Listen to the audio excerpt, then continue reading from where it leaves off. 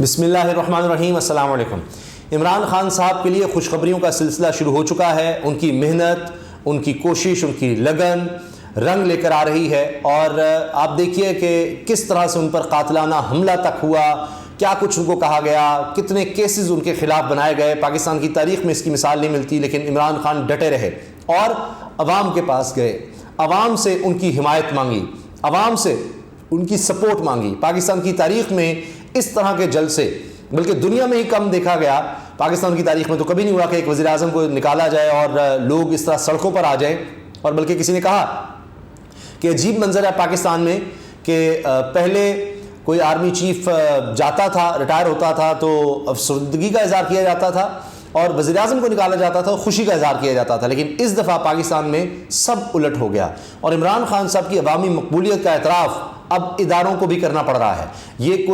یہ نہیں کہ کسی میڈیا کی رپورٹ ہے، کوئی کسی نے پول کروایا ہے، کسی نے کوئی اسٹڈی کروائی ہے، نہیں جناب، کسی اور ادارے کی طرف سے، پرائیویٹ ادارے کی طرف سے نہیں، سرکاری ادارے نے رپورٹ جاری کی ہے جس نے پی ڈی ایم پر بجلیاں گرا دی ہیں۔ صرف یہی نہیں، ایک عہدیدار کو فارغ کیا گیا ہے، ہٹا دیا گیا ہے، اور یہ عمران خان صاحب کے لیے اتنی بڑی بات ہے کہ فواد چودھری صاحب کو بھی اس چیز کو سراہنا پڑا ہے۔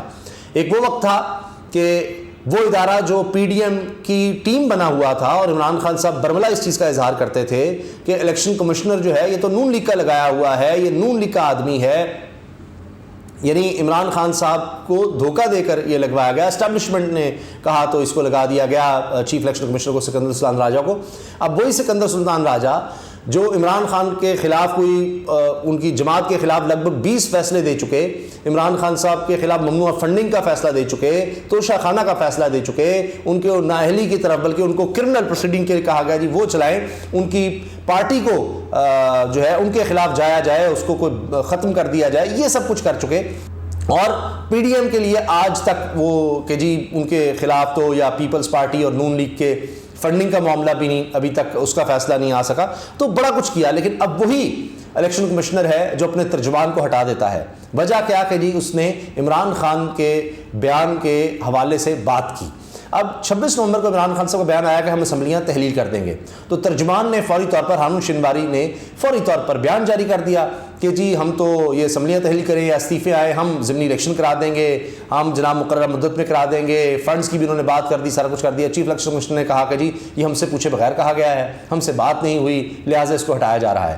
اب اس کو ہٹا دیا ترجمان کو، اور اس پر فواد چودھری صاحب نے اس کو سراہا ہے کہ جناب کوئی پولیٹیکل اسٹیٹمنٹ اس طرح سے نہیں آنی چاہیے تھی۔ تو لہٰذا اب نظر یہ آ رہا ہے کہ الیکشن کمیشن کو بھی ماننا پڑ رہا ہے کہ جناب عمران خان صاحب مقبول ہے، اور جو رپورٹ الیکشن کمیشن نے دی ہے وہ آپ سنیں تو تحریک انصاف کے حق میں اس سے بڑی بات نہیں ہو سکتی کہ الیکشن کمیشن کی رپورٹ بتا رہی ہے کہ اگلا الیکشن بھی عمران خان جیتنے جا رہے ہیں۔ تو عمران خان کی مقبولیت کی وجہ سے ہی لگتا ہے کہ اب سب کو اپنی پالیسی پر یو ٹرن لینا پڑ رہا ہے۔ میں آپ کے سامنے فیکٹس اینڈ فگرز رکھ رہا ہوں۔ یہ الیکشن کمیشن کی رپورٹ آئی ہے جو الیکشن کمیشن آف پاکستان نے جاری کی ہے۔ یہ رپورٹ کہہ رہی ہے 12 جماعتی حکومتی اتحاد کی مقبولیت کم اور تحریک انصاف کی مقبولیت بلندی پر ہے۔ یعنی جتنی پی ڈی ایم کی جماعتیں ان سمیت دیگر جماعتیں 13 سے 16 جماعتیں بنتی ہیں، پاکستان کی تاریخ میں یہ نہیں ہوا۔ اور صرف سیٹوں کی بات نہیں، جب آپ ٹوٹل ووٹس دیکھیں گے وہ ایک الگ چیز ہے۔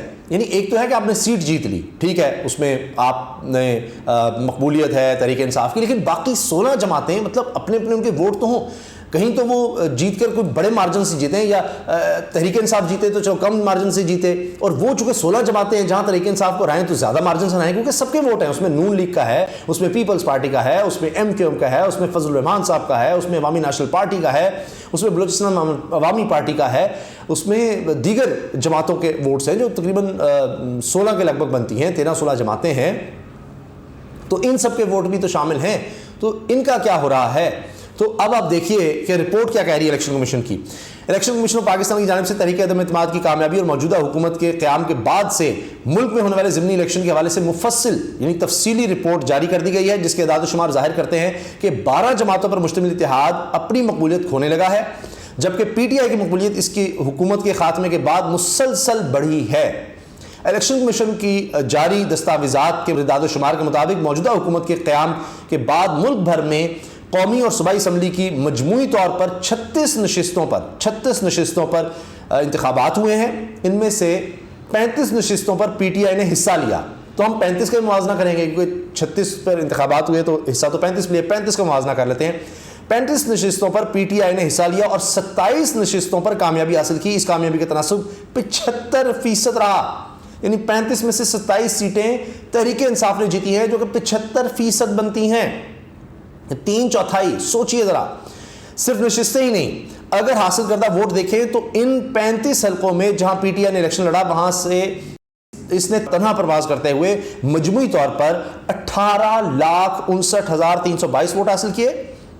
18,59,322 ووٹ اکیلی تحریک انصاف نے حاصل کیے. اور ساری جماعتیں، 12 جماعتیں مل کر اس ایک عمران خان کے خلاف کتنے ووٹ لے سکی ہیں؟ مشترکہ اتحاد، اور وہ بھی 36 حلقے ملا دیں، وہ حلقہ بھی ملا دیں جس میں عمران خان صاحب کی جماعت لڑی ہی نہیں، 35 میں انہوں نے حصہ لیا، ان کے ووٹ ہیں 18,59,322. اور باقی ایک حلقہ وہ بھی ملا دیں جس میں عمران خان صاحب نے حصہ نہیں لیا، اس کے بھی ملا دیں ووٹ، تو صرف 15,98,391 ووٹ لیے ہیں 12 جماعتوں نے. یہ Noon League, Peoples Party, JUI، ANP، MQM، دیگر جماعتیں سب مل کر جناب اکیلے عمران خان کا مقابلہ نہیں کر پا رہی. سوچئے ذرا، یعنی ووٹ میں بھی اتنا فرق آ گیا ہے، سیٹوں کی تو بات اپنی ہے. اور دیکھیے نون لیگ کے لیے سنیے، ماتم، افسردگی، تباہی. قومی اسمبلی کی 12 نشستوں پر ضمنی الیکشن ہوئے جن میں سے 11 پر پی ٹی آئی نے حصہ لیا اور 9 نشستیں اپنے نام کی. پی پی پی نے 2 حلقے جیتے جبکہ ایک حلقے پر ایم کیو ایم کے امیدوار نے کامیابی حاصل کی. وہاں پی ٹی آئی نے الیکشن ہی نہیں لڑا تھا. قابل ذکر بات یہ ہے کہ وزیر اعظم شہباز شریف کی جماعت نون لیگ قومی اسمبلی کی ایک بھی نشست حاصل نہیں کر سکی. تو یہ جو اس وقت سب سے بڑی جماعت بنی ہوئی ہے پی ڈی ایم کی، جس وجہ سے شہباز شریف کو وزیر اعظم بنایا گیا ہے، وہ تو کوئی ایک سیٹ نہیں لے سکی. اچھا، اب مقبولیت کیوں کھو رہی ہے مجھے بتانے کی ضرورت ہی نہیں ہے. انہوں نے معیشت کو تباہ کر دیا، برباد کر دیا، جھوٹ بولے، اپنے کیسز معاف کروائے. اب تک وہ سلسلہ جاری ہے، ایک کے بعد ایک کیس ختم ہو رہا ہے. اراضی کا کیس بھی ختم ہو گیا، گورنر پنجاب کے خلاف بھی کیس ختم ہو گیا، شہباز شریف کے خلاف سارے کیس، یعنی انہوں نے 1100 ارب کے جو کیسز ہیں معاف کروا لیے. سپریم کورٹ میں جو پیش کی جا رہی ہے رپورٹ، اس میں بتایا گیا کہ 90% انہوں نے یہ جو قانون سازی کی ہے نیب کو کمزور کرنے کی، خاتمے کی، اس میں 90% اس اشرافیہ نے فائدہ اٹھایا ہے. یعنی سارے جو قوانین بنائے اپنے فائدے کے لیے، اپنے کیسز ختم کرنے کے لیے. اب یہی وجہ ہے کہ ہر جگہ ہر سطح پر موجودہ حکومت کو سبکی کا سامنا ہے. اسحاق ڈار صاحب کیا کہہ رہے ہیں، لوگوں کے غم و غصے میں اضافہ ہو رہا ہے اور اب تو لوگ ان کے منہ پر بات کرنے لگے ہیں. اس کی مثال ایک آپ یہ دیکھیے، سوشل میڈیا پر بہت زیادہ وائرل ہوئی اور لوگ پوچھ رہے ہیں کہ کون صاحب ہیں، ان کی جرت کو سلام کے احسن اقبال کے بیٹھے ہوئے، یعنی حکومتی وزیر کے بیٹھے ہوئے، وزیر منصوبہ بندی کے بیٹھے ہوئے، جن کے خلاف میک ڈونلڈ میں اگر خواتین نے بات کی تو ان سے معافی منگوائی گئی، ان کے ساتھ کیا کچھ ہوا. بہرحال تو جناب یہ جو ویڈیو وائرل ہوئی ہے، یہ ضیاء الدین صاحب تھے، بہت سینئر جرنلسٹ، اللہ ان کی مغفرت فرمائے مرحوم کی. ضیاء الدین صاحب بہت سینئر جرنلسٹ تھے، ان کے حوالے سے سیمینار، اور اس میں حکومتی شخصیات احسن اقبال بھی موجود ہیں، سینئر صحافی موجود ہیں، حامد میر سمیت دیگر صحافی موجود ہیں. وہاں پر ضیاء الدین صاحب کے بیٹے نے کہا کہ جو میں کہہ رہا ہوں شاید آپ مجھے پھر آئندہ کبھی نہیں بلائیں گے، لیکن میں یہ کہوں گا. انہوں نے کہا کہ آپ نے ارشد شریف شہید کے ساتھ کیا کیا ہے، اور جو بڑے بڑے جرنلسٹ ہیں انہوں نے کتنی آواز اٹھائی. آپ کو اپنے بچوں کا خیال، آپ کو اس کے بچوں کا خیال نہیں آیا. اور انہوں نے احسن اقبال کو کہا، یعنی آپ کی حکومت ہوتے ہوئے ارشد شریف کے خلاف مقدمے بن رہے تھے، آپ کہاں تھے، سوئے ہوئے تھے آپ. تو انہوں نے کہا کہ آئی ایم سوری ٹو سے، لیکن یہ اب آپ لوگ آ گئے ہیں، یہ کہہ رہے ہیں کس منہ سے. اگر آپ نے حکومت کی ہی بات کرنی ہے تو پھر صحافت چھوڑ دیں. صحافی کا کام یہ ہے، اگر حکومت کے ساتھ یا آپ نے حکومت کا ساتھ دینا ہے یا آپ نے صحافی بننا ہے. اور انہوں نے کہا کہ پھر صحافیوں کو آگے آنے دیں. اور یہ کیا ہے، اور کسی سے بات نہیں ہوئی، جرت نہیں ہوئی جواب دینے کی. اتنی شرمندگی. تو یہ وہ چیزیں ہیں جو حکومت کو بدنام کر رہی ہیں. ارشد شریف صاحب کی شہادت اس حکومت کے دور میں ہوئی، اس حکومت کے دور میں ان کے خلاف مقدمات بنے کہ اب جنہوں نے مقدمات بنائے ان کو بلایا جاتا ہے، وہ آتے ہی نہیں ہیں کہ جناب کیوں مقدمات بنائے، کیوں درخواستیں دی، کہاں ہیں، بھاگ رہے ہیں وہ لوگ. تو یہ حکومت کیا ان کے ساتھ ملی ہوئی ہے؟ پکڑے نا ان لوگوں کو. اب آپ دیکھیے کہ اس پر تو کسی کو اعتبار ہی نہیں ہے. چیف جسٹس صاحب کو خط لکھے جا رہے ہیں. تو یہ ہو رہا ہے کہ سیمینارز میں جہاں جاتے ہیں لوگ اب آواز اٹھا رہے ہیں. ضیاء الدین صاحب کے بیٹے وہ کہتے ہیں جی میں تو صحافت مستعار نہیں، ورنہ میں ارشد شریف سے پہلے ہی شہید کر دیا جاتا، مجھے مار دیا جاتا اس سے پہلے. تو اس حکومت کے بارے میں کہا جا رہا ہے صحافیوں کے ساتھ جو کچھ ہوا. اب معاشی میدان کی تازہ خبریں سن لیں. 40% ادویات کی قیمتیں بڑھانے کی بات ہو رہی ہے. پیٹرول کی قیمتیں برقرار رکھی گئی ہیں. ریلیف عوام سے چھین لیا گیا جبکہ $70 کے لگ بھگ آ چکی ہیں قیمتیں.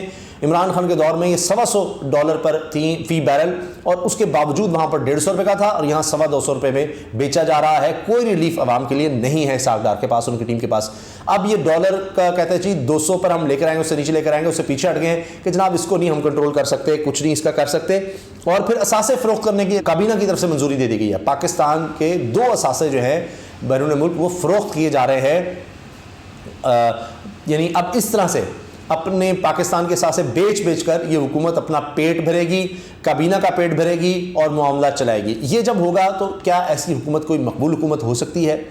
اور یہ دیکھیے کہ اب جس طرح سے معاملات کو چلایا جا رہا ہے کہ جناب سیاسی استحکام ہونا چاہیے, یہ کہہ رہے ہیں صاحب صاحب دیکھیں کچھ نہیں ہو سکتا. جب ان سے پوچھا گیا IMF سے کہ آپ کس طرح سے ڈیل کریں گے جبکہ عمران خان 2 حکومتیں تحلیل کرنے کی بات کریں پنجاب اور خیبر پختونخوا کی, تو کہا جی سوچنا چاہیے, دیکھیں نا یہ مارچ کی اور اس طرح کی سیاست سے میں باہر آنا چاہیے. آپ نے 3.5 سال عمران خان کے ساتھ کیا کیا؟ دھرنے, long march, agitation, regime change. آپ نے تو اس کے خلاف کیا کچھ نہیں کیا, پھر اس کو حکومت سے چلتا کیا. آج آپ کو یاد آ رہا ہے کہ جی استحکام ہونا چاہیے. آپ نے 3.5 سال عمران خان کے دور حکومت میں بتائیں کس وقت استحکام کی بات کی. پہلے دن سے ہی مولانا صاحب کہہ رہے تھے جی ہمیں تو پارلیمنٹ کا بیک آؤٹ کرنا چاہیے, پہلے دن الیکشن کے بعد 2018 کے بعد. اور اس کے بعد سے کبھی ایک دھرنا, کبھی دوسری ایجوٹیشن, کبھی جلسے, کبھی یہ بیان, کبھی وہ بیان, کبھی یہ کر دیں گے وہ کر دیں گے, کوئی ایک دن نہیں.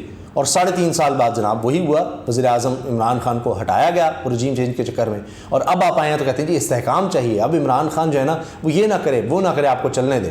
تو اب آپ جو ہے نا وہ اس طرف آ گئے ہیں, منت سے بات کر رہے ہیں. آپ نے تو خود ان 8 مہینوں میں بتائیں کہ کوئی ایک قدم ایسا, کوئی ایک سازش جو ہو سکتی تھی کہ جی آپ اپوزیشن کے خلاف, عمران خان کے خلاف کر سکتے ہیں اور آپ نے نہ کی ہو. کوئی ایک حربہ, کوئی ایک کیس, ہر طرح کا کیس بنایا آپ نے, ہر طرح کی کوشش کر دی آپ نے.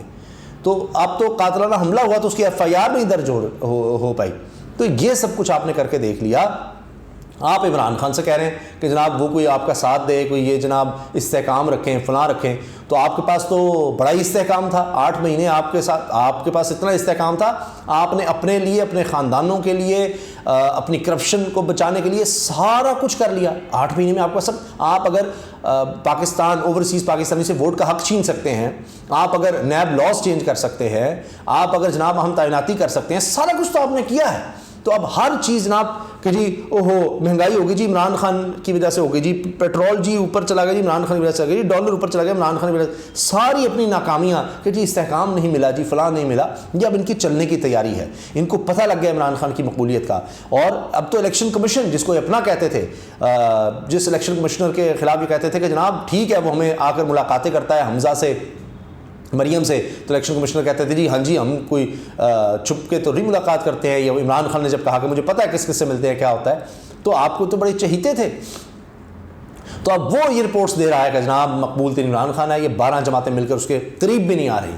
تو یہ جناب اس وقت تازہ ترین صورتحال ہے, اور یہی وجہ ہے کہ عمران خان کی مقبولیت دیکھتے ہوئے اب اداروں کو بھی ماننا پڑ رہا ہے, ان کو بھی رپورٹس دینی پڑ رہی ہیں, ان کو بھی جو لوگ صحیح کام نہیں کر رہے یا اس طرح کی سٹیٹمنٹس دیتے ہیں جس طرح ترجمان الیکشن کمیشن نے دی, ان کو ہٹانا پڑ رہا ہے. اور یہ سلسلہ آپ آنے والے دنوں میں دیکھیں گے اور تیز ہوگا. اللہ حافظ.